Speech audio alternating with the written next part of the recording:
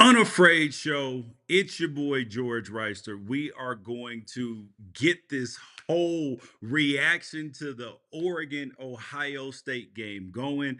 Man, oh man, this is a co-stream that we are doing with Bleacher Report today, and we got to figure out what the heck happened, because this was an utter disaster for the Oregon Ducks, and we will be live on Bleacher Report app as well in just a second. So got to start over for you guys. It's fine.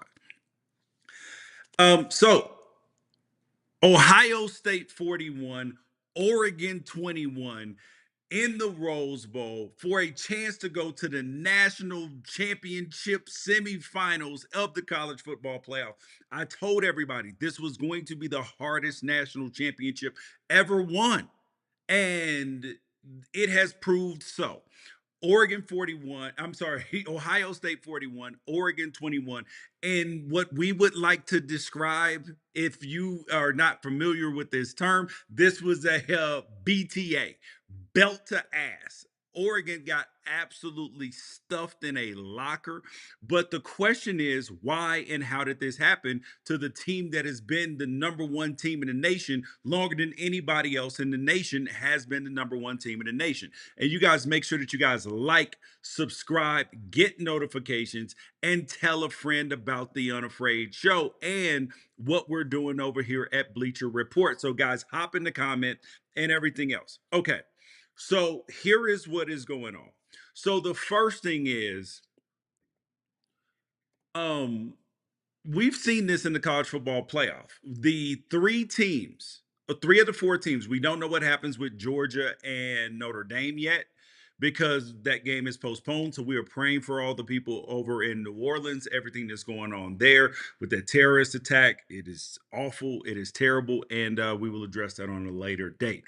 But so the three teams have all started slowly, the teams that had buys. Now, the question is that a trend, or are these outlier results? And by that, the reason why I ask is because Arizona State, big underdog. They started out down 17-3 at halftime. But they were a big underdog in the game. And in the Boise State Penn State game, Boise State started out slow, but they were a big underdog too.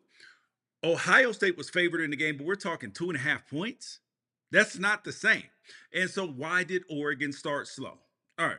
So, they were without Evan Stewart today, but that shouldn't result in what you saw on the field.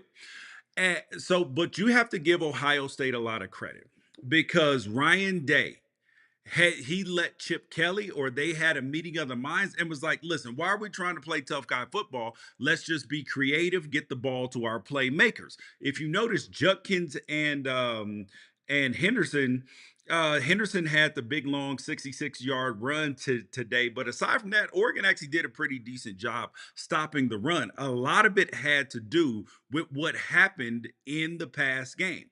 And it all started. It was in Oregon, I do not believe, was ready to play this football game. They started out slow, and this is a little bit of insight for anybody who, wants to know football a little bit better. What happens is, when games start, good offensive coordinators always have 10 people, right? They always have not 10 people. They always have 10 plays. And I'm gonna get to your comment, Casey, in just a minute. They always have 10 plays, and some coaches do 15 plays in terms of their quote unquote openers, right? And you have to withstand those plays, because those are the things that they've seen on film that they haven't put on film that they are going to try to do differently against you. And you normally have to weather the storm against those. So Oregon gave up a bad first touchdown to Jeremiah Smith on a little slide route. No problem, no harm, no foul. Next drive, the defense gets a punt. Okay, cool. Now you're in good shape. The offense got to do something. Offense went two drives, gave you nothing. Ohio State's up 14 points, and you're still like, okay, cool, no problem. At the first quarter, 14 points. That's not even an issue if you're really being honest, because you started a little bit slow. There is a question though that I do want to get to from Casey. And thanks for the super chat over there on YouTube. And you guys, I will get to your comments. So this his question is: do you know anything behind the rumors of basically Oregon's players being sick? Number one, yes, there were a couple players who were sick, but Evan Stewart, the star wide receiver, he was not sick. He was dealing with a hamstring issue. Obviously, they didn't want to let that out to the media, but for the most part, the team was healthy enough. Like there are no excuses. Just because you have a couple people sick or anything like that, that nothing was detrimental enough to put on film what you saw on film last night. So Casey, that is the answer to your question. Now, um, now Oregon did outscore Ohio State from that last drive in the second quarter, which they got 8, then they got 7 in the third, then they got 6 in the fourth quarter. So that's 21. That's a 21-7 run. So if you don't start out like absolute butt cheeks, then yes, you are going to end up playing a good game. And I am in a group chat with a bunch of former Oregon guys who have kids on the team and everything else. And one of the things that kept coming up in the chat was about Oregon's path, right? Oregon has such an easy path. I'm sorry, such a hard path going through Ohio State. Penn State got an easy path. Penn State had to play two more games. Well, sorry, one more game than Oregon got had to play to get to this point. So, I mean, I don't want to hear no excuses about hard path, easy path, none of that, because at some point in time, you have to play tough teams. Everybody that Oregon would have played is going to be an easier game than this Ohio State game. These are the two best teams in the nation, period, bar none. Ohio State won today. And you got to give Jeremiah Smith a lot of credit. He made a bunch of tough catches. Will Howard was pretty, I mean, he was solid today. That pass that he dropped over to Egbuka, that actually got that ricocheted off the defender's arm and right into Egbuka's arm. So that's not a touchdown if the ball ricochets and falls off. So this was a case of everything went right for Ohio State to start the game. Oregon could not recover. And then when they finally did recover, it was too late. It was 34 to nothing. It was way too big. It would have taken some turnovers, some immaculate defense, and everything else. And truthfully, Oregon didn't get scores in two drives in the second half that could have, after they came out and scored and made it 15 to what 15 to 34. If you score right there, now all of a sudden it's 22 to 34. And then you got yourself a significantly different ball game. But this was a nasty performance. And I was trying to think of all the Oregon performances that we've seen over the last few years. This wasn't it. They finished the game 20, and this is credit to Ohio State.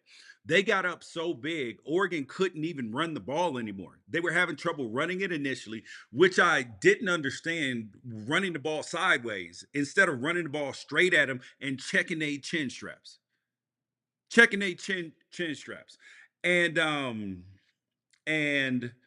and this is funny how the narratives fly in this game, because I see a comment from AZ Nurse.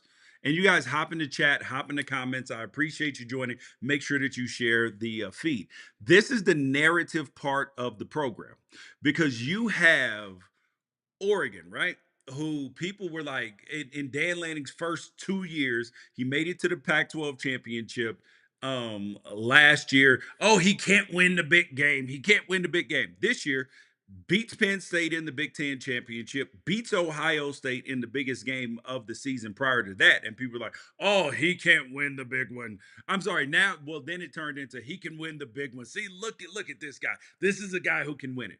Loses this game, and all of a sudden, oh, he sucks. Will Stein needs to go, the offensive coordinator, and everything else. And then look at Ohio State. Ryan Day should be fired. Oh, he's fired. And then now all of a sudden you beat down Oregon. Now it's like, hey, Ryan, we love you, baby. You back in our good graces again. You cannot overreact. There is one team that is going to win a national championship this season. One, maybe Ohio State, maybe Texas. They're part of the Final Four. Penn State is part of the Final Four. And then you're either going to have Georgia or Notre Dame in the Final Four. I think Notre Dame's going to beat Georgia. And that would bring up a very interesting point is what happens if all four teams that got the byes lose? Check that out because that's something that I believe may need revisiting because we've seen this in baseball too, where the teams that have had the buys have not necessarily had the most postseason success because they've gotten a little bit rusty and going 25 days without a game. When another team plays, yes, you get health, but this in this case, Oregon wasn't fully healthy, no excuse. But Ohio State did something in this game that they deserve a lot of credit for aside from getting up big and being aggressive offensively, what they did after they got up, the defense that they decided to play was different than we had typically seen them play this year. They essentially moved Caleb Downs to a safety, well, from his safety position down to a linebacker depth. So what Ohio State was essentially running was three safeties all game, and they were making it very, very confusing for Dylan Gabriel. And when the Ducks couldn't run the football, now all of a sudden they're essentially running cover two damn near the entire game.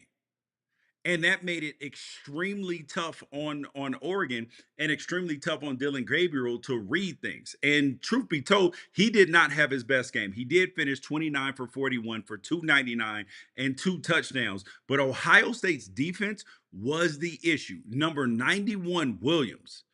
He was the menace today. Him and Sawyer. Those two guys absolutely wrecked the game because there were times Ohio State didn't have any linebackers in the box. Oregon tried to run the ball. Williams whooped the center, whooped the guard in the backfield. That's a problem. So Ohio State absolutely just was. This was a domination. And Jeremiah Smith, 7 catches, 187 yards, and two touchdowns, 6 for 161, and two touchdowns was done in the first half. That was a take it behind the woodshed, pick your switch type of game. And let me see what else you guys have in the comments. So you guys make sure you guys hop in the comments and let me know what you guys think. Oh, a lot of people don't like the playoff structure. Yeah, the bye teams are 0 and 3, might be 0 and 4 if Georgia loses. That is something to rethink. But there was also something that I was thinking prior to this game to today was that if Oregon won, they would end up playing in the well, same thing for Ohio State, except for Oregon was the number one seed. So I was wondering, I was like, hold up. Then I had to go look if Oregon could choose to go to the Orange Bowl instead of going to the Cotton Bowl because that's essentially a home game for Texas. So Ohio State's going to be up against it against Texas, and I definitely do think Ohio State's going to win that football game. And we're probably going to see an Ohio State Penn State or an Ohio State Notre Dame national championship, which will be good too. I'm excited about it. I don't even know who I want to win at this point because my heart is broken. My heart hurts as an Oregon Duck fan. And oh, somebody said, I can't wait for Oregon to have some bigger DBs. They played their worst game of the year while playing against one of Ohio State's best games of the year. Rough. Yep. Regroup, get it back together next year. And this goes to what fans should actually expect out of these teams, right? What fans should actually expect out of their college football teams is it is not a Nick Saban run. It's not. It's not winning six national championships in 17 years. None of that. That's not what you should expect. That is an outlier. That is a ridiculous result. If you can get a national championship once a decade, hell, well, 3 in 2 decades, you are absolutely winning. Nobody else is doing that. So I do think that when you do have great seasons, and especially when you are a team that has high hopes and high expectations, there is something to being let down when you feel like you have a chance. And people wonder, they're like, oh man, is Oregon ever going to do it? I saw a comment, oh, not in my lifetime will they ever win. Yes, they will win a national championship. They're getting closer and closer, and this just wasn't a year that they were going to win. It just didn't happen. Comment on Bleacher Report. We have top five classes the last 3 years. Not one player can crack the starting lineup. Shaking my head. Well, that's not true because Mateo's in the starting lineup. Caldwell is in the starting lineup. There's a bunch of guys that are in the starting lineup for Oregon, but you'll see more of that this year. I will investigate though. There are some other transfer portal rumors, which we will, you know, talk about as well. So Oh, somebody said Oregon needs a running back that can break a tackle and a defense that can stop the run. Listen, I think it's easy to forget what Oregon has done all year. There's a reason why they were 13 and 0. The defense had been solid all year, and they struggled at points against Penn State. Penn State did something new that they didn't hadn't necessarily done, and you had other things going on too. A question: could Caleb Downs be the best defensive player in the 2020s? Absolutely not. No way, no how. And here's the truth. I talked to a bunch of DBs and some people about Caleb Downs. Caleb Downs is a good player. So like let's not make any mistake about it. Let's not, pretend, let's not turn what I'm going to say into something that I'm not saying. Caleb Downs is a box player. He's not your traditional safety. He's not great in the pass. They put him in positions to be successful. He is a tackling machine. He is physical. He will do a decent job in coverage. But the DB in Texas that won the Thorpe Award, number 7, he's real deal Holyfield in the pass game and in the run game. So I don't want to take anything away from Caleb Downs. He is a very good player, and Ohio State uses him in their system perfectly. Do I believe he's going to translate into a superstar in the NFL? Depends on what system he goes to. He reminds me of oh god, that kid that was at Michigan a few years ago and got drafted in the first round by the Giants. He's a good player, but where he's playing a hybrid position, but it's not necessarily translating to the NFL. I do believe though that if Caleb Downs goes to the right system, he could be if he can get his ball skills up some, he can be a Troy Polamalu type of player where he's really good in the run game and he's an explosive playmaker, but he also, you know, can be effective in the pass game as well. I guess going forward, and oh, comment from Ralph. He said, "Let's be sad together." Man, this was so Arizona State. They should absolutely be kicking themselves right now. They had the game 4th and 13. Safety peeking in the backfield instead of looking where he's supposed to be looking. Oh, my heart was breaking for him. And yeah, that sucks. Um, oh, so the question is, a question came in. George, have you ever recalled a player being injured during pregame warmups like Stewart did? Yes, 100%. I have seen this happen. I've actually, our kicker, he got hurt one time when I was in Jacksonville in pregame warmups. I've seen a guy tear his ACL in warmups. There's an Oregon player that I actually heard a story about when I first got there, when running down the tunnel on the way to the game, stepped from the concrete to the turf, blew out his whole knee. I've heard about that. I've seen guys. Oh, think about Justin Herbert. That's how Justin Herbert got the start. Tyrod Taylor was the starter for the Chargers. He goes to get shot up by the doctor. Doctor hits his lung, and then all of a sudden Justin Herbert is starting. So these things actually happen. AZ Nurse. I think it took Jim Harbaugh 7 years to win a national championship. See, it doesn't happen overnight. It took Kirby Smart a while to win over there at Georgia. I think his sixth season. We live in a world where people want microwave results. And Ohio State fans are going to continue to want microwave results. They are going to want an answer. They are if they cannot lose to Texas and they cannot lose to the winner of the Penn State and winner of Notre Dame, Georgia, that game. They can't lose either one of those games. If they do, then that's not going to shake it. So, yeah. So this was a hell of a day, honestly, for college football.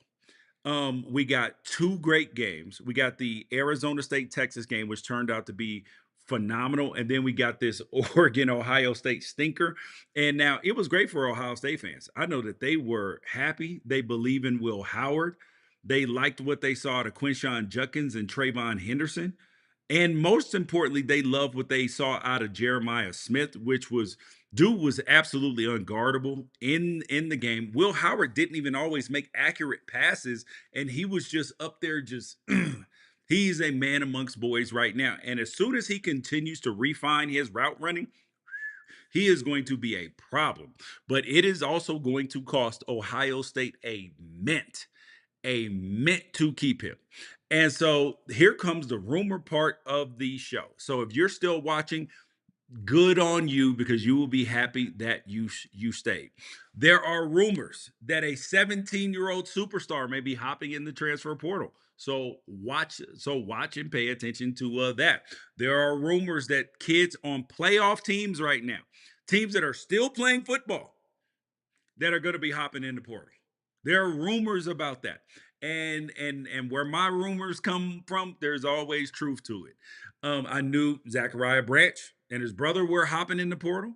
Known other players that are hopping in the portal. There are still players that are hopping in the portal that you saw play today. So just when you think that you are, if you're Ohio State or you're Penn State or you're Arizona State or you're Oregon or you're Texas or you're Notre Dame or you're uh, Georgia or whoever else, and you think that you're solid where you're at, just know that that money gonna start talking. So y'all pay attention to that. Yep. Question from Half Watt. How would you change the current playoff system? It's obviously broken. Okay. First thing is, it is easy to look at a small sample size and think, oh, yeah, this is that something is clearly broken and there needs to be some major fixes. I do not believe that there need to be major fixes to the college football playoff. I would do a handful of things. First thing I would do is I'm not giving any automatic bid, like any number of automatic bids to conferences. I would absolutely give the five bids to the conference champions just like we did this year. No problem with that at all. The question comes in the seeding. That's where I would absolutely redo it. We are going to seed you based upon where you are. So you get an automatic berth. But if the number two team, like for instance, if well, Ohio State lost to Michigan, so that was a little bit unfair. It wasn't a like a like it made Ohio State look worse than they really were. So because Ohio State wouldn't have even been in a 14 playoff. So then we would have had so so that's the first thing is I would take the seating. So Ohio State probably would have been what fifth? Actually, let me see so I don't a lot of y'all folks. Let me go to the rankings. Okay, be nice if you would come up. Okay, so as the rankings, okay, so Ohio State was six, right? So then, yes, so then Ohio State would be the sixth seed instead of being the eight seed like they were. So under the current format, if we had taken just the four highest ranked teams, Oregon, Georgia, Texas, and Penn State would have had buys. You would have had then Notre Dame playing Clemson to start, and you would have had Arizona State playing Tennessee, and then you would have had Indiana playing Boise, and then you would have had Oregon playing the winner of Indiana Boise, which makes a lot more sense than having a higher ranked team just for the seeding. So I do think that that needs to happen. And also, so the third change that I would make is reseeding after the first round. Number one seed always gets the lowest ranked seed team to play. That makes a lot of sense to me. That makes more sense than anybody else. I'm gonna check the text and see if there's anything else on here that um anything else that we need to cover. And on the stream, okay. Somebody said I am all in for PSU or Notre Dame now. Hey man, it is hard. Now, I mean, if you're Oregon, right? Do you even really care who wins at this point in time? If you're a college football want Texas at this point in time, because a non-SEC championship. Well, if the SEC, if you end up with Texas versus Georgia in the national championship, oh, the SEC is going to run with that narrative. They're gonna be like, we are the greatest that ever did it. See, I told you. Forget everything that everybody else has done. Forget what happened to Alabama.